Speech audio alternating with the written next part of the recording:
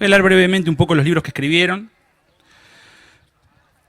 Hernán escribió el primer libro de cuentos, que es Te vomitaré de mi boca, del 2003. Después tiene la trilogía de Chivilcoy, que se compone de 3 novelas: La descomposición, de 2007, Glaxo, de 2009, y Lumbre, de 2013.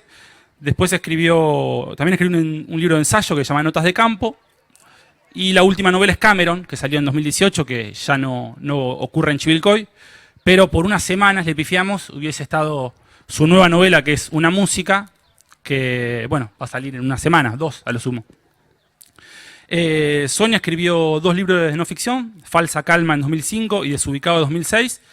Y después tiene 4 novelas: Bajo influencia, de 2010, Inclúyeme afuera, de 2014, Mal de época, de 2017, y la última, que debe tener un mes, ¿no?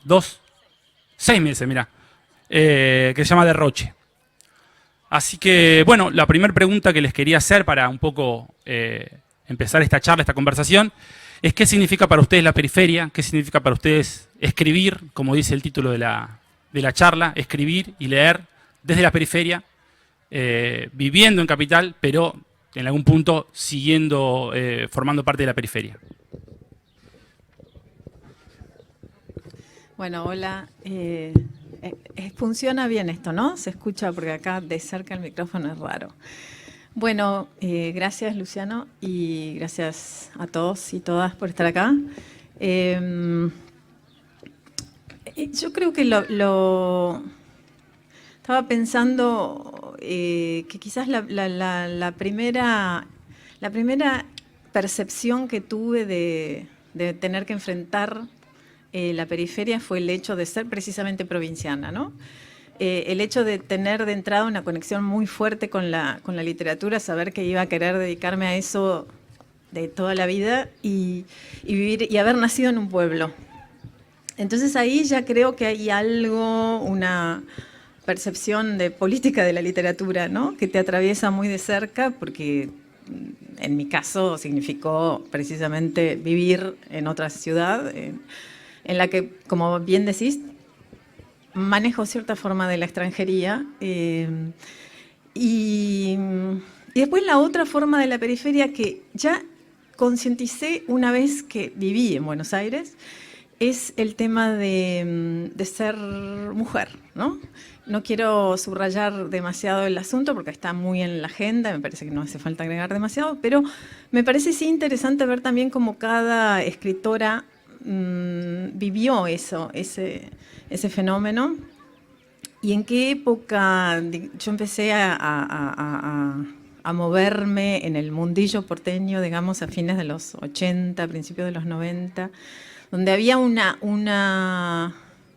idea de que el feminismo había sido de alguna manera corrido del canon, ¿no? Había algo muy de gueto que a mí no me interesaba, digamos, porque para gueto ya tenía el pueblo, me interesaba integrarme a lo que yo sentía o presentía o imaginaba que era el mundo de la escritura en Buenos Aires.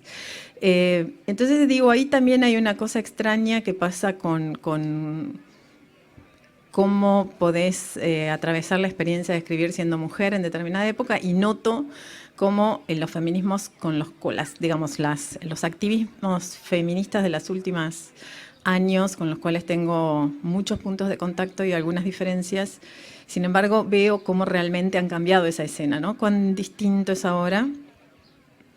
Y digo, quizás ahora yo no veo ninguna periferia en el hecho de ser mujer, al revés. Pero es muy extraño en ese armado, en ese conglomerado que es esa cosa llamada vida tan extraña que rodea los momentos en los que no escribimos, en los que me parece que necesariamente uno está igual de alguna manera armando su proyecto de escritura. Entonces digo, hubo algo ahí como en la vida que yo, bueno, digamos, para de alguna manera combatir esa periferia de ser provinciana en un país que todavía es una literatura que es muy porteño-céntrica, ¿no? Podemos después hacer enter en esa cuestión. Me mudé de ciudad para batallar contra la segunda forma, que era ser mujer como digo, en la década del 80, principios de los 90, y no querer escribir desde un gueto, hice como si te dijera una estrategia de androginia o algo parecido, ¿no? O sea, yo en mi imaginario tenía muchos amigos, escritores varones, y yo trataba en mi imaginario, por supuesto que con una dosis de ilusión, de compartir, viste, si había que tomar, yo tomaba más que ellos, entonces tenía el pelo corto, me tenía más corto. Y así en muchas, digamos, tengo como la impresión de que en mi vida hice como una estrategia como de polizonte, ¿no? Para batallar contra esas formas de la periferia que yo notaba que iban a conspirar contra la escritura. Contra la escritura en su batalla con el canon, ¿no? Para pertenecer, para dejar de pertenecer, para correrse, para, como vos decías, armar un proyecto que no vaya por el lugar de los carriles centrales, pero a la vez que tampoco sea, digamos, todo el mundo quiere imponer su estética, eso queda claro. Entonces, mientras se hacía eso en la vida, en la escritura iba, sí, dejando que en la periferia, digamos, mientras me hacía de polizonte, digamos, en la vida, o sea, me tomaba el barco para irme a la gran ciudad y ahí medio me armaba esta estrategia que te digo de androginia polizonte. En la escritura pude desde un inicio, o creo que pude, al revés, creo que pude empezar a escribir cuando encontré una forma para la periferia, en la literatura misma, ¿no? Digo, sobre eso también puedo hablar mucho, pero quizás, no sé, quizás por ahí para que sea más diálogo preferiría hablar de a poco, contestar algunas cositas y medio que, para que no se arme tan soliloquio, ¿no? Pero quiero decir que me parece a mí interesante, cuando vos me dijiste que íbamos a hablar sobre la periferia, me puse a pensar estas cosas porque dije, bueno, es verdad que después en las novelas aparece temáticamente, pero me interesaba más eso porque también me parece que ahí hay una relación entre obra y vida bastante más compleja de lo que... Me parece muy interesante ver qué pasa un poco entre la vida y la literatura, ¿no? Y me parece que justamente es un vínculo lleno de tensiones y bastante más complejo de lo que se cree, ¿no? No es si alguien nació así, entonces tal a tal, si alguien desde tal género, entonces tal etul. Bueno, entonces digo, en ese doble juego, en esa doble vía, creo que tengo mucho, digamos, experimentado y armado en relación a la periferia. Pero bueno, como decía, prefiero ver un poco cómo sigue y seguimos. Bueno, buenas tardes. Un placer estar participando de este festival y compartir con Sonia y con Lucho esta charla. Realmente me pone un poco nervioso estar acá mirando casi como los escenarios que también fueron modelándome en la formación, no solo de una mirada cotidiana y de vida, sino también en la formación de una mirada literaria, ¿no? O narrativa, que me parece que ahí es donde se define un poco esta idea de la periferia, ¿no? En la mirada del que llega también a la ciudad, que llega a la provincia, a la ciudad. Y en mi caso empecé a escribir estando en Buenos Aires, ¿no? Pero empecé a escribir con una mirada que ya estaba formada, por escenarios como estos que estamos mirando hacia el fondo, ¿no? Con calles de tierra que se pierden hacia ningún lugar, con escenarios que están bordeando la ciudad y que son periféricos geográficamente, ¿no? Pero en esos bordes periféricos, que a mí me gusta siempre ejemplificarlos con el comportamiento de los perros, ¿no? Hay un comportamiento de los perros de calle de tierra y de quinta, que cuando vos vas por estas calles hacia el fondo en bicicleta, tienen la actitud de salirte a torear a los tobillos, buscan el tobillo desesperados. Pero cuando entras al asfalto, el perro empieza a tener un comportamiento más disciplinado, ¿no? No se atreve a buscarte en la calle, en el asfalto. Hay algo de ese perro que sale a buscar el tobillo que constituye una mirada, una estética periférica que para mí es fundamental a la hora de escribir y que me lo dio, obviamente no solo el paisaje, sino haber hecho de este lugar, de esta zona, mi territorio de formación, digamos, mi infancia, mi espacio donde iba y venía permanentemente. Está por un lado esa idea de la mirada, ¿no? Que para mí es esencial a la hora de pensar la periferia. Pero después hay otro tema que para mí también articula algo de la idea de periferia, y es escribir con cierta lógica anacrónica, ¿no? Vos decías, no son libros de moda, son libros que a veces pueden ser vistos como complejos para leer. Bueno, esa idea de anacronismo, de estar como con cierta distancia del presente y poder mirarlo desde los costados con una mirada crítica, a mí me parece vital para pensar un texto, ¿no? Tener una mirada periférica no solo porque responda a una geografía, sino porque pueda responder a pensar críticamente un centro, ¿no? Y apelando a estéticas, apelando a formas que no están de moda y que pueden, bueno, producir algo nuevo si uno las pone en práctica en el presente, ¿no? Entonces, la escritura en ese sentido es un laboratorio para mí que tiene que pensar permanentemente con distancia, con perspectiva, los usos de la lengua, los comportamientos, en fin, buscar una estética desde ese lugar. Y bueno, lo podemos pensar en conceptos, pero en la práctica se vuelve una búsqueda permanente, ¿no? Yo ahí estaba pensando, mientras decías, que a mí no me pasa con el presente, ¿no? Al revés. Y esto es un tema. ¿Qué pasa?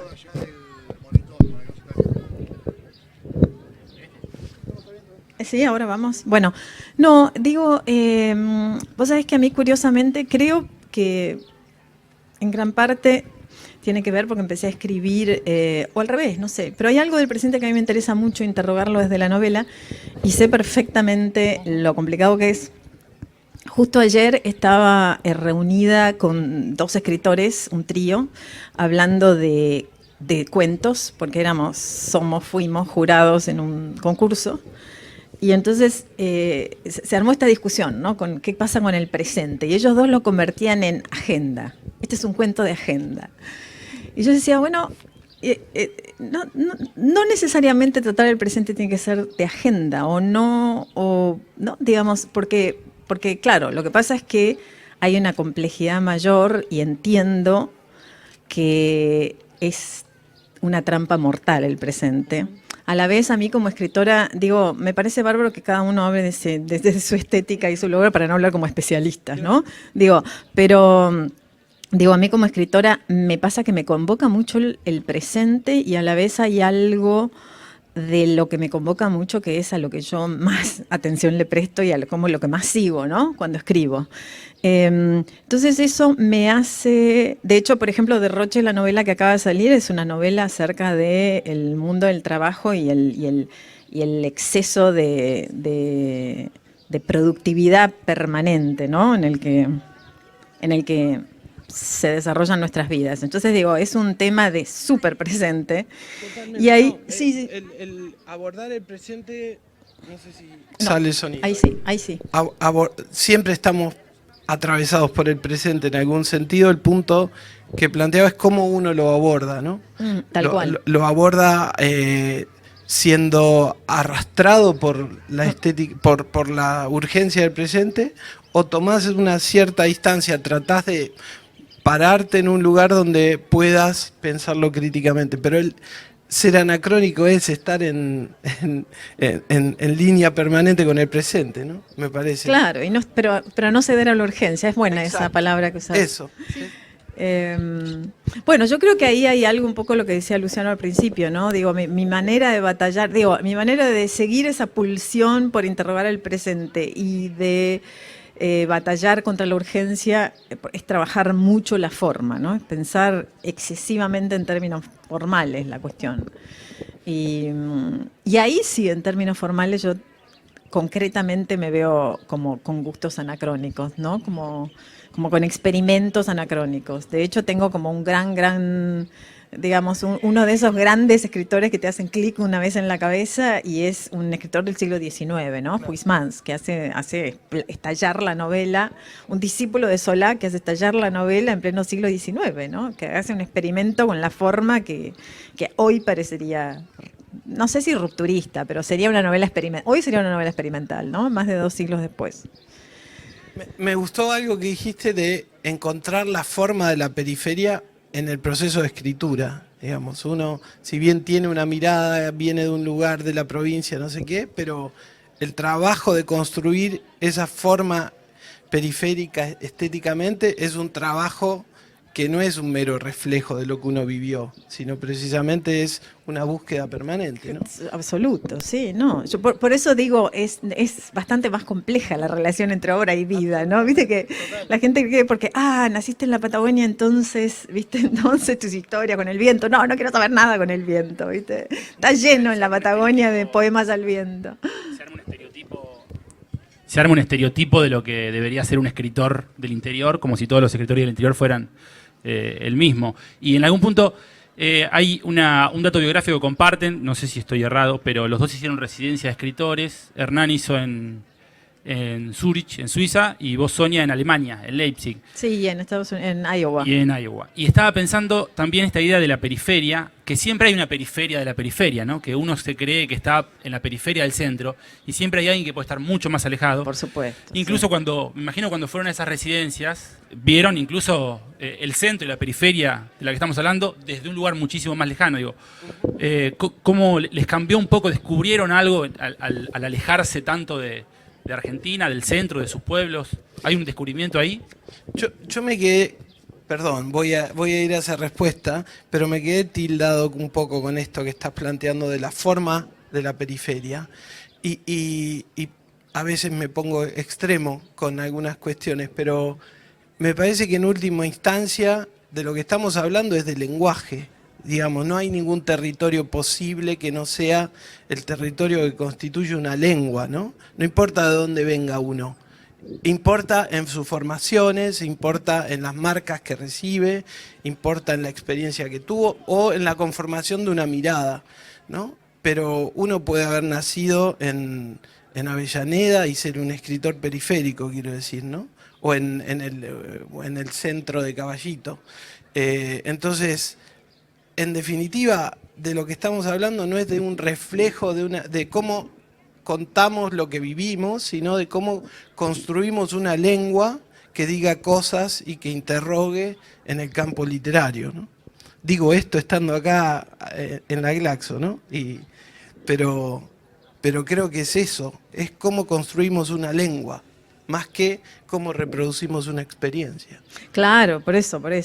A mí igual me parece interesante hablar de la experiencia, sobre todo en estos contextos, ¿no? Digo, a ver, en estos contextos de conversación, donde quizás hay gente que incluso, qué sé yo, por ahí se acerca a la literatura desde otros lugares, y siempre que se hable complejizando la cuestión me interesa hablar de la vida, pero por supuesto que puestos a escribir, ¿qué importa? Por supuesto que lo que vivimos tiene algo que ver, pero no como vos decís, no miméticamente. Sí. Incluso la relación con la experiencia, no solo con lo que uno vivió hacia atrás, sino la relación con la experiencia, digamos. Alguien quiere, por ejemplo, narrar algo que vivió, digo.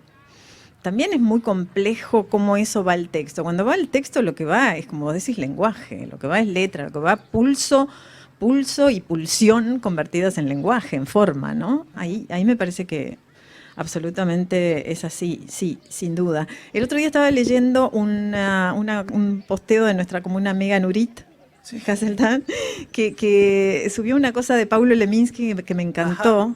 Porque él precisamente se define como un escritor de vanguardia hablando de la forma, o sea que su verdadera revolución y que Leminski era una persona verdaderamente de vanguardia, digamos, hoy nada más anacrónico que ser de vanguardia, claro. Pero en su época todavía pudo ser de vanguardia, y habla precisamente de que, y esto para mí es una discusión muy del presente, digo, yo veo muchas novelas que hoy en día son tremendamente a ver, ¿cómo te puedo decir? Rupturista, si querés, o que tiene una intención rupturista de muchas, a nivel del contenido, pero la novela es una novela con toda la ley de la novela del siglo XIX. Entonces a mí es decir, se me cae ese rupturismo. O sea, primero que además cuando una novela se convierte en contenidismo, digo, bueno, a ver, no sé, habla con tus amigos, habla con tu analista, pero esto no es novela, ¿no? O es una novela que a mí ya no me interesa. A mí no me interesa leer formas gastadas. No me interesa ni leerlas ni producirlas. Producirlas me muero, o sea, me muero, me voy a sacar plantas al jardín, me voy a caminar. La vida está llena de cosas lindas. Pero digo que hay algo ahí que hay una contradicción muy fuerte, y esa es una discusión con el presente. Digo, yo veo muchas novelas cargadas de contenido, hemos vuelto a una cosa didactizante, ¿no? El otro día también leía un texto extraordinario de Rob Grillet, que fue un gran escritor experimental de las segundas vanguardias europeas, ¿no? De un movimiento que le tocó muy cerca a nuestro querido Saer, que se llamó Nouveau Roman. Y tiene un librito editado por Cactus, precioso, hermoso, escrito fácil, porque de hecho eran unas columnas que él escribía. Ay, pobrecito, ese perro me mata. Nadie le puede comprar algo para que se le vaya esa cosa que tiene en la piel. Pobre angelito. Bueno, no, desde que llegué a Chivilcoy que me lo cruzo. Hablando de perros, vos decías. Bueno, perdón, de Rob Grillet al perro que necesita una pastillita para que se le vayan los bichos de la piel. Bueno, nada, lo que digo es que ahí Rob Grillet, en ese librito hermoso que loco, está en Cactus, o sea que es hiperconseguible, se llama Sobre algunas nociones perimidas, y entonces agarra, por ejemplo, la noción de personaje y la analiza en el siglo XIX y la destruye, como corresponde a una narrativa experimental, y así con todo.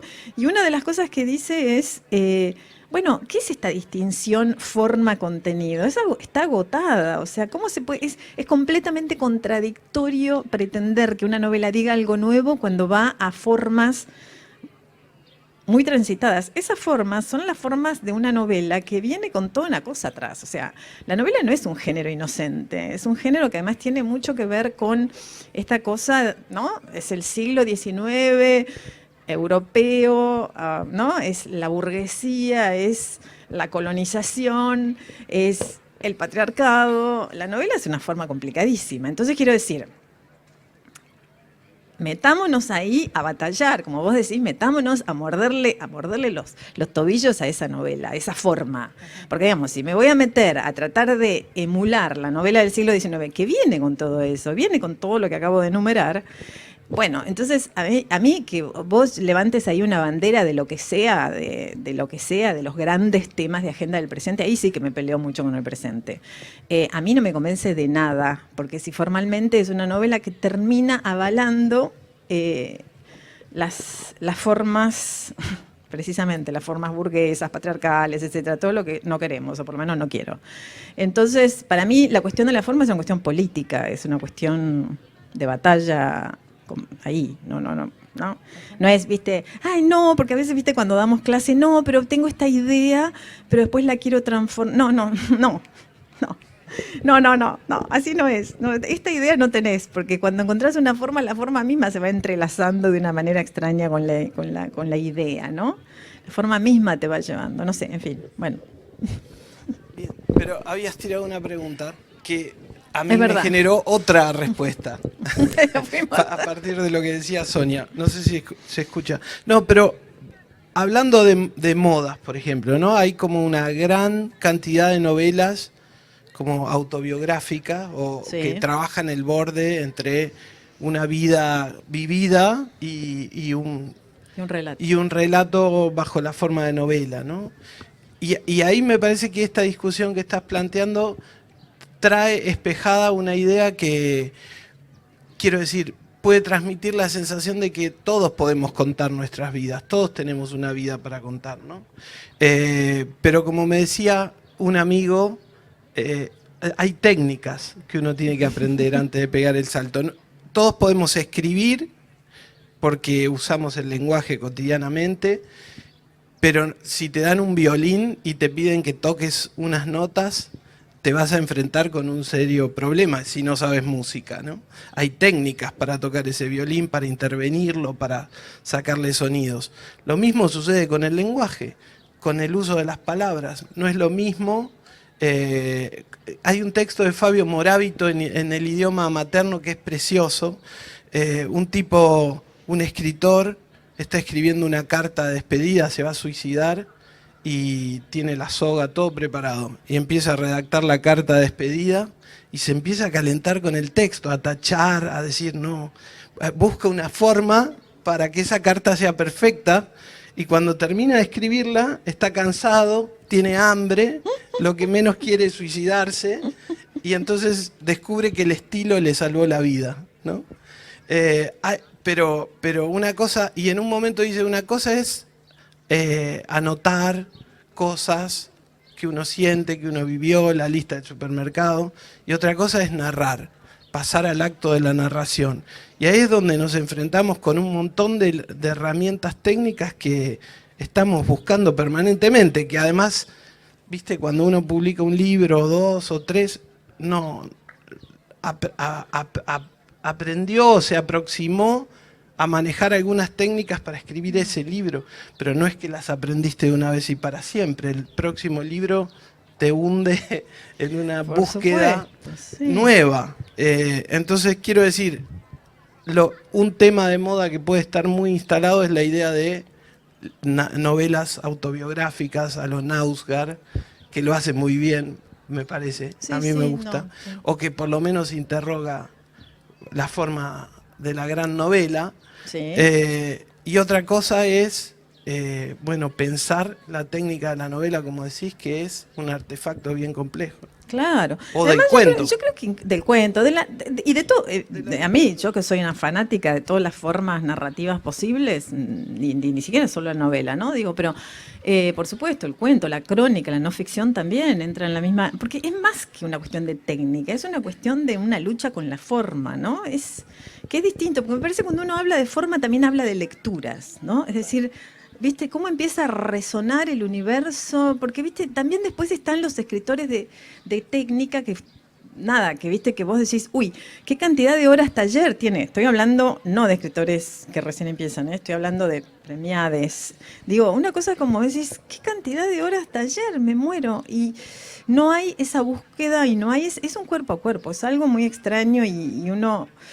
y yo creo que ahí no hay, yo no tengo por ahí, no sé si es tu caso, pero digo, hay mucha gente que ya escucha narrativa autográfica y se pone del tomate. A mí no me pasa eso, porque veo muchas excepciones. Lo planteo, no estoy cuestionando ni negando el género, que hay grandes libros que son extraordinarios. Por ejemplo, a mí las novelas de Knausgaard me sacudieron, digamos, como lector. Pero me refiero al efecto que producen de que es fácil hacerlo. Porque si todos tenemos una vida para contar, ¿no? No, claro, qué sé yo. Bueno, ojalá si a alguien resulta fácil que lo haga, ¿viste? ¿No? Pero claro, estábamos hablando de nuestras experiencias. Sí, es muy... Sí, claro, es como la famosa la frase del taxista, ¿no? Si yo te contara mi vida, lo que escribiría, ¿viste? Digo, no es una cuestión de lo que pasó. No tiene nada que ver, nada. Es más, puede no haber pasado nada, puede ser una gran novela que sea sobre lo que no pasó. Lo que pasó a veces redunda, etcétera. Pero vos habías hecho otra pregunta más. Me parece Era que otra. no la queríamos contestar. No, está bien. Nos fuimos por la periferia. Me parece muy bien. No, tengo otra que es me que parece me que... la olvidé, era la de las residencias. Pero tengo otra que va más a cuento. Hay un libro de Damián Tabarovsky, que es un libro breve de ensayo que se llama Fantasmas de la Vanguardia. Recién estaba hablando... Que fue editor de los dos. Sí, verdad. Claro. Bueno, ese libro, un poco, la pregunta que se hace es si hoy hay posibilidad de que exista una literatura vanguardista. Él le llama un poco literatura de izquierda a la vanguardia, sabiendo que las vanguardias murieron. Entonces hace la pregunta, ¿cómo aparece la vanguardia hoy? Bueno, tiene toda una idea de que la vanguardia aparece en forma de fantasma, que viene del futuro, etc. Pero recién hablaban ustedes de la vanguardia y del lenguaje. Damián Tabarovsky en ese libro los menciona a los dos como posible forma de la vanguardia, y algo que dice de la literatura de Sonia, él habla de la lengua del despilfarro, que un poco lo hablamos el otro día, justamente tu libro se llama Derroche, pero bueno, la idea un poco de despilfarro es construir una lengua que no esté construida a partir de la inteligencia, de la precisión, de la utilidad, ¿no? De la acumulación capitalista, dice, ¿no? Una literatura que se encargue de que todo sea útil, de que todo esté en función de algo. Y hay otra literatura que tiene que ver con el despilfarro, con el mal gasto, dice él. Y un poco la literatura de Sonia tiene eso, considero que la Hernán también. Pero bueno, ¿qué idea les trae eso, ¿no? La idea de despilfarro, creo que un poco lo estaban conversando recién. Sí, bueno, sí, a mí cuando el otro día vos me hiciste acordar de eso, yo no lo tenía presente para nada, y eso que leí ese libro, y no tenía idea hasta qué punto mi libro de Roche ahora está ligado a esa idea del despilfarro. Se lo pusiste para sostener la teoría de Damián, que siga. Sí, y quizás inconscientemente, porque tengo muchos puntos en contacto estéticos con Tabarovsky. Pero bueno, en realidad porque creo que los dos nos agarramos ahí un poco de Bataille y de su teoría del gasto, ¿no? Que tiene que ver precisamente con eso, ¿no? Con lo que vos decías recién, como con una forma de batallar contra la acumulación capitalista, la vida útil, el productivismo. Y la idea del progreso es increíble, pero el mundo se está cayendo a pedazos y la gente todavía cree en el progreso, y los discursos hegemónicos le hacen creer a la gente en el progreso es algo completamente inverosímil. Entonces digo, una de las cosas que quizás, volviendo un poquito, retomando lo que decía yo al principio, en mi experiencia particular, no digo que esto tenga que ser general, una de las cosas que a mí me irritó siempre, porque lo veía muy de cerca en el pueblo, era como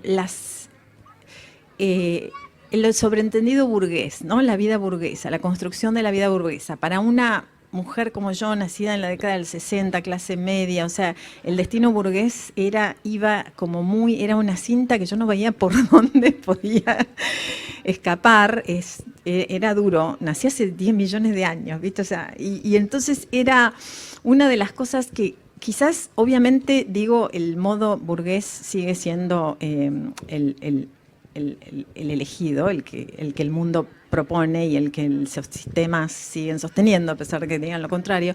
Y entonces quizás, obviamente, por supuesto que eso existe en Buenos Aires, existe en todos lados. Yo simplemente después de salirme a Buenos Aires logré hacer como una especie de edición de mi propia vida, donde yo me armé otro sistema que se parece un poco a una cosa utópica más, bueno, nada. Tiene algunos puntos en los cuales, como en modo micropolítico, logro salir de algunos de los mandatos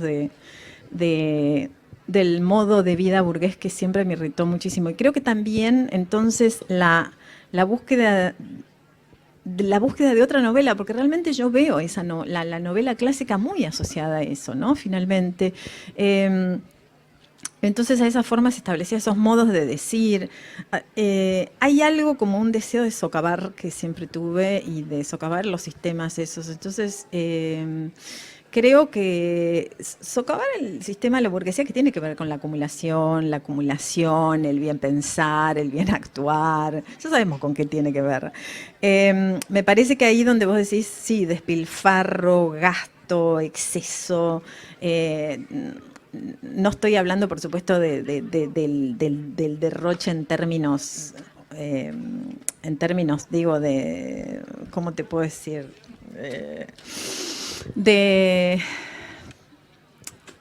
¿Cómo te puedo decir? Bueno, no quiero decirlo por la negativa, pero quiero decir que ahí encuentro una idea que tiene que ver con el socavar, ¿no? Con una idea del desarmar, en un momento escribí un texto que tenía que ver con cómo yo empecé a trabajar la forma novela, y hablo mucho de termitas, ¿no? De cómo digo que las termitas fueron realmente mis musas inspiradoras, fueron las termitas, ¿no? Como esa cosa que viene y corroe, y si bien, bueno, hacemos lo que podemos con todo, pero digo, yo me doy cuenta que hay una necesidad de vivir en ese estado cuando escribo también, ¿no? Que no es solamente que produzco, incluso con la literatura, yo no tengo nada, o sea, de hecho, fíjate que no importa, digo, pero no es que no tengo esa cosa de producir, por supuesto que estoy inserta en el mercado, sale una editorial grande y en un punto soy una burguesa a mi pesar, pero, por supuesto, pero quiero decir que esa contradicción la siento, la habito, no miro para otro lado, y escribir de esa manera para mí es una forma de vivirlo también, ¿no? Bueno, esa diferencia que marcabas o que tomás de Tabarovsky de literatura utilitaria y de literatura que dilapida el lenguaje o que dilapida el tiempo o se le hace difícil al lector, digamos, ¿no? También me parece interesante en relación a todo lo que estábamos diciendo. Para mí esa literatura que está de moda es esa que está más cerca de lo utilitario, una lengua utilitaria. Creo que Saer en alguna conferencia sostenía un discurso crítico contra lo utilitario, que sería una prosa simple, sencilla, despojada, que transporta un mensaje claro, ¿no? Frente a una literatura como la que le gustaban a él, la de Onetti, la de Rulfo, la de Guimarães Rosa, una literatura, no sé si barroca, pero que está enredada, que está atravesada por una forma del derroche también del uso de las palabras y de la construcción narrativa. Pero a mí, cuando lo decías y marcabas esa diferencia entre lo utilitario y lo otro, se me viene una definición de Daniel Santoro, el pintor, extraordinaria. Me parece que es una de las mejores definiciones que hace del peronismo, que para Santoro lo que el capitalismo no puede tolerar del peronismo, dice Santoro, es el mal uso que hace de los recursos, ¿no? Es decir, que para Santoro el peronismo pone primero el goce y desplaza el lugar del sacrificio, ¿no? Para todo sistema, el capitalismo, por ejemplo, el sacrificio es el medio para llegar a un fin ilusorio, a un lugar de realización. El peronismo atenta contra esa lógica de progreso, donde te tenés que esforzar para llegar a ese lugar. Entonces el goce, es la realización, es el derroche, es el mal uso del tiempo y de los recursos. A mí me parece súper interesante esa definición que plantea Santoro, y creo que algo de eso tal vez también a mí, yo lo digo en términos absolutamente personales, no quiero generalizar en la mesa. No, claro, no. Mejor no. Algo de eso me parece que se me filtra también en la escritura. Digo, ¿para qué sirve escribir? Escribir es perder el tiempo, escribir es lo inútil, es ir contra un tiempo de producción, hiperproducción utilitaria. Me gusta que se me filtre algo de esa definición de Santoro también. En ese mismo libro también Tabarovsky habla de la literatura de Hernán y dice algo que me pareció interesante, que es que hay una tradición identificable, pero que Hernán lo que hace es llenarla de matices. Y me pareció que siempre es interesante la idea de la generación anterior, de la influencia, ¿no? De cómo escritores toman la posta de otros escritores. Y si bien hay literatura que repite, que hace una réplica, creo que la literatura de ustedes también busca, ¿no?, aportar como algo nuevo. Y la pregunta un poco tiene que ver con cómo se llevan con la tradición y qué significa para ustedes esa tradición. Porque entiendo lo que no hacen ustedes es replicarla. No es continuarla en el sentido estricto, sino justamente esto, llenarla de matices y complejizarla, ¿no? A mí se me ocurre una frase breve que puede responder a eso y después me puedo extender. Pero Borges, en algún prólogo, alguno de los libros que más le gustaban y que formó una biblioteca después con eso y él los prologaba, decía que lo único que se puede hacer con la tradición es cambiarla, ¿no? Y me parece que es hermoso eso, esa idea de no perder de vista lo que te marcó, pero al mismo tiempo tenés que hacer algo con eso, ¿no? Porque si no, no haces nada. Si lo replicás meramente, no haces nada. No hay una construcción de algo distinto, ¿no? Si seguís la huella, seguís una huella. No estás armando nada. No, sí. Aparte, igual, a ver, en términos, un poco retomando lo que decía al principio, ¿no? A mí siempre me pasó que la tradición argentina es un sintagma, estamos hablando de literatura, en otra ni hablar, la otra directamente, bueno, no cuenten conmigo, pero digo, en ese sintagma aplicado a la práctica literaria me resultó siempre muy pesado y creo que tiene, y ahí creo que es curioso, pero siempre estuve muy a contrapelo de la tradición argentina, buscando por otros lugares, y de hecho, a veces se podría decir que tengo alguna desviación, si querés, medio europeizante en mi formación previa, ¿no? Ahora, hoy en día leo mucho latinoamericano, muchísimo, porque verdaderamente es lo que me convoca, me intriga, pero tengo mucha lectura de literatura europea de siempre. Y eso tiene que ver con una búsqueda que reúne esto que yo decía al principio, ¿no? La pajuerana y mujer que llega a la ciudad. Me meto en Puan, que es como uno de los corazones de armado, ¿viste? Legitimación. Solía ser, no sé, bueno, hoy también. Bueno, ahora creo que está más abierto el panorama. En esa época era uno de los poquísimos lugares. Estamos hablando de apertura post-dictadura, o sea, un momento quinchi, divino, con Viñas, Sarlo, La Bandera, Ludmer, todos recién llegados. Y ahí digo, hay una cosa que me parece que a mí siempre me provocó una cuestión de necesidad de buscar otra cosa, porque esa tradición argentina para las mujeres no era muy favorable. Y además yo sentía algo ahí un poco, más que nada, como una cosa sentía mucho la fuerza de Buenos Aires, ¿no? Y entonces siempre estuve leyendo muy en los márgenes y de hecho, por ejemplo, en la mismísima carrera me encargué de hacer una orientación absurda que nadie elegía, salvo, digamos, 5 gatos locos haciendo lingüística, porque dije, así no se van a meter tanto con mi escritura, ¿entendés? Porque yo sentía que ahí el canon te llevaba para un lado y tenías que hablar de esos temas y entonces después viene la literatura de tópicos, los grandes tópicos de la literatura argentina. Y a mí me fascina Borges hasta la locura, pero no me molesta que me tuviera que gustar Borges, o que tuviera que tragarme a todo Borges o adherir a Borges para abrir la boca, ¿no?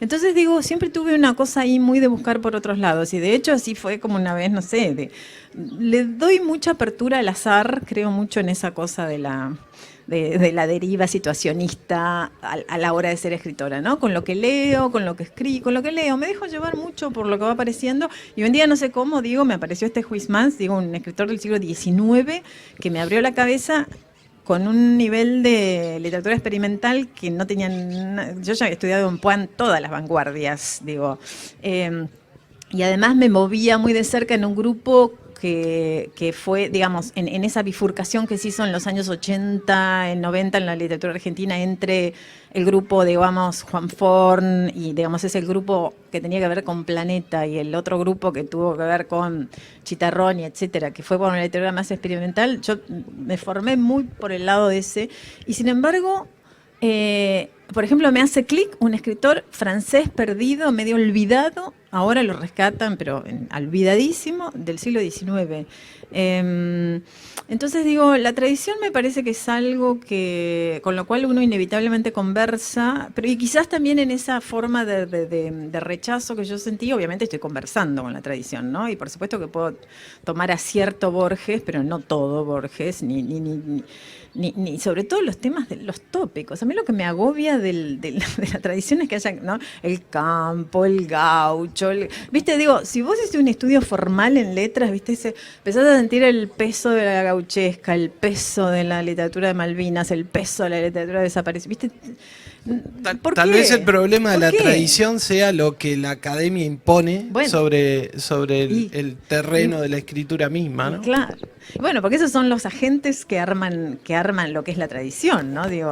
¿Dónde están los agentes que legitiman que sí, que no? Bueno, Puan en un momento fue muy fuerte. En esa época Puan era incontestable. Ahora es mucho más discutible la cuestión. Pero, digamos, post-dictadura era como, también.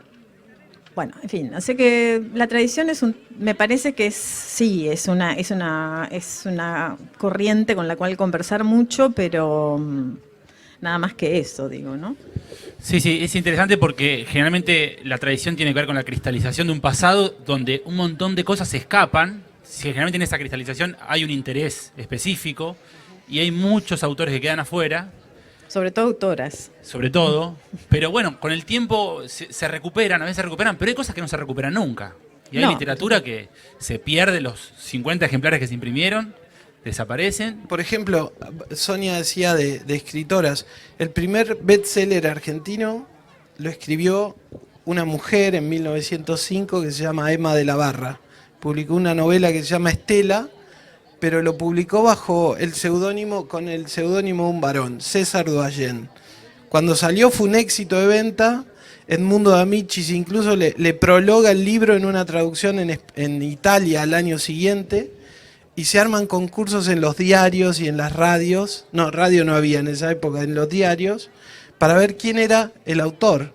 Nadie lo conocía. Se sospechaba de un político de la provincia de Buenos Aires, un tal Julio Llanos, siempre la sospecha y aparece, y no era su compañera, la compañera de ese diputado que se llamaba Emma de la Barra. Hay una calle en Puerto Madero que la homenajea. Fue el primer bestseller, fue un éxito de venta, siguió publicando, pero siguió publicando con nombre de varón, con César Doyen, publicó varios libros más.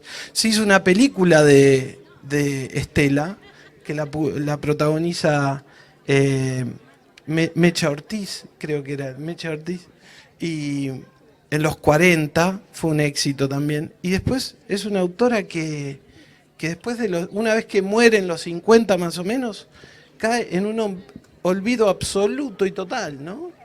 Y marcó, por ejemplo, la poeta chilena que ganó el premio Nobel, que no me sale. Mistral. Gabriela Mistral le dedica un poema a un personaje de Estela. Ujú. Y además, bueno, ahí hay todo un modelo de nuevo rol para las mujeres en esa novela Estela. Ujú. Que influye mucho incluso a Mistral, ¿no? La marca fuertísimo, la heroína de esa novela la va a buscar incluso a Emma de la Barra, quiere conocerla, Mistral.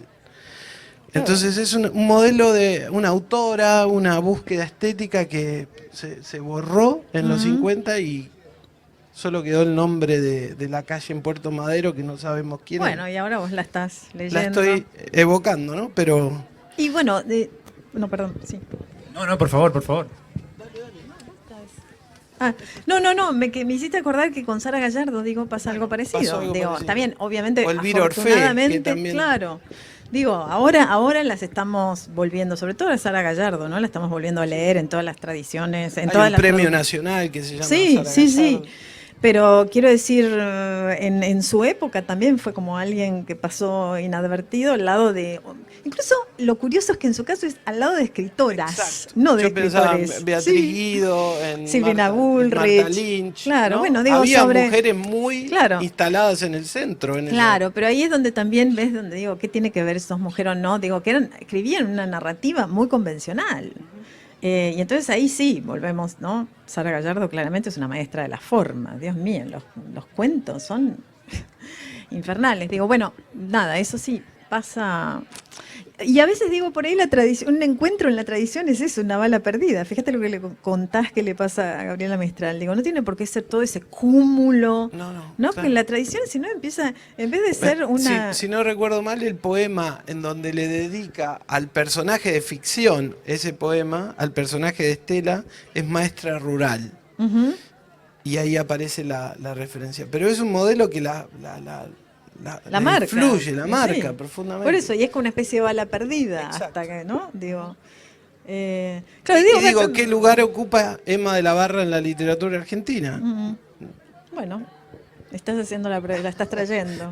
Está bien. Pero digo, también es un poco como dice, me parece Piglia, ¿no? La tradición es también los lugares de donde leemos, ¿no? Creo que me parece que hay que sacar esa cosa de pensarlo a nivel corpus. A veces pensamos la tradición y pensamos en un corpus, ¿no? como con este corpus hay que conversar. Yo creo que eso tiene que ver con mi formación en Puan, ¿no? Pero eso es algo con lo cual yo creo que no podés ser escritor, no, o sea, no podés, porque es más, si lo lees obedientemente no podés ser escritor, bien, escritora, no se puede, o sea, no sé, no hay que atravesar un determinado bibliografía para poder entenderla. Digo, y está esa idea dando vueltas, ¿no? Por eso me gusta, lo de Piglia me parece liberador, lo encontré 220 años de haber hecho eso mismo, pero digo, es eso, es como ¿de dónde lees? Y lees, incluso lees desde las cosas que te crispan. Me parece que ya, ¿no? Tendríamos que... ¿Nati apareció? Ya está. Buenísimo. Bueno, no sé cómo estamos de tiempo. Sí. Nada, quería traerles un poco, para ir cerrando, quería traerles un poco al presente. Estamos hablando de tradición, igual un poco tocaron este tema, que es, nada, lo que se está escribiendo hoy. Digo, cuando pasan por una librería y ven la vidriera, ¿les gusta lo que ven?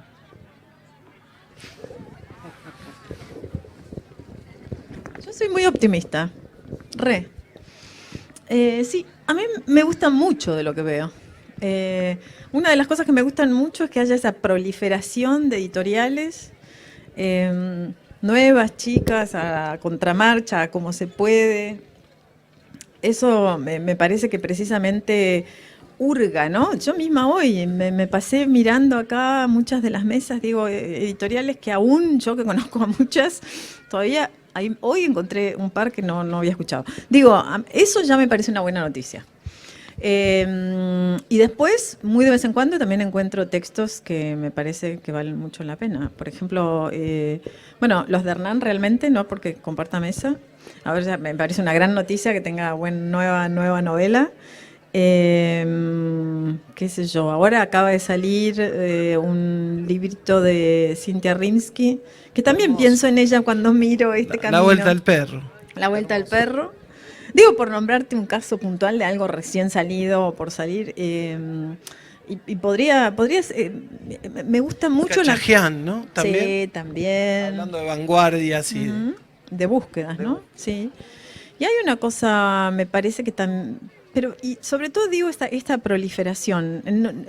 Hoy parece raro, pero es horrible. Uno ya empieza a hablar en términos de por qué mi época. No, pero digo, de verdad, cuando yo empecé a publicar, era muy difícil publicar por fuera de el grupo Random, digo, en ese momento se llamaba Sudamericana, y Planeta. Digo, es muy impresionante cómo, quiero decir, las nuevas editoriales están permitiendo búsquedas formales. A veces no, a veces es lamentable que solamente repliquen en lo mainstream, pero son los menos casos. A mí lo que más me alucina es ese fenómeno editorial argentino.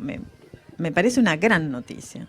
Yo, sumando a lo que dice Sonia, me encanta lo que viene sucediendo desde hace unos años, que es la apertura de el mundo editorial argentino a lo que está pasando en América Latina. En Latinoamérica, con, algo lo mencionabas antes, con no solo los nuevos y las nuevas autoras, sino con un montón de literatura latinoamericana que Argentina, yo siento que como lectores, y esta es una crítica bien fuerte que hago, nos miramos mucho el ombligo en ese sentido. Se lee mucho para adentro y se desconoce absolutamente lo que está pasando en Latinoamérica, fundamentalmente, porque se lee más a un autor europeo que a lo que puede estar escribiendo una autora ecuatoriana como Ampuero, Mónica Ojeda, que están publicando Carolina ahora una Sanín. literatura muy potente, que está llegando eso, ¿no? Está llegando fuerte.